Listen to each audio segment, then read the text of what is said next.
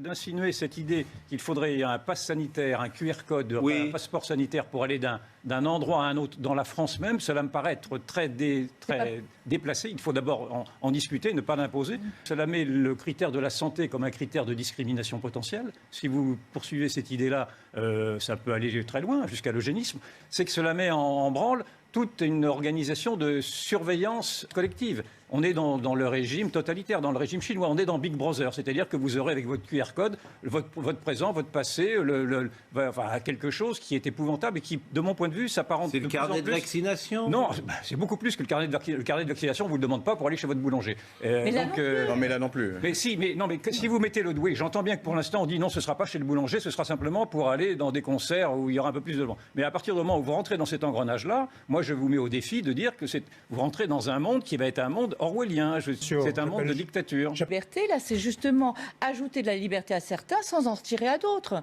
Donc, je suis désolé, vous enlevez de la liberté à ceux qui n'auront pas le QR code. Généralement, on nous dit qu'il ne faut pas discriminer. Là, ce sera la légalisation de la discrimination en fonction de la santé.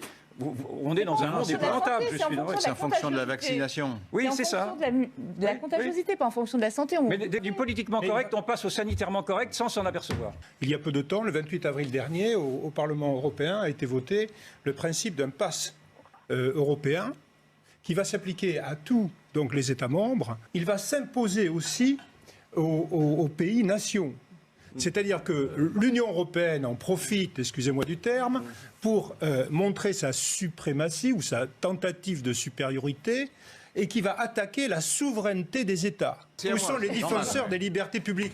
Il y a une loi d'urgence sanitaire qui a été prise. On en comprend le sens. Sauf qu'à mon sens, elle était juridiquement, constitutionnellement pas tenable. Bon, ça ne rentrait pas dans le cadre prévu par la Constitution de la Ve République. On a pris un certain nombre de mesures pour des raisons sanitaires qui vont à l'encontre, mais profondément, de toutes nos libertés publiques. Oui, mais on sait tout ça. Et j'ajoute, mais on sait tout ça, sauf que là, sur le pass sanitaire européen, personne n'en parle.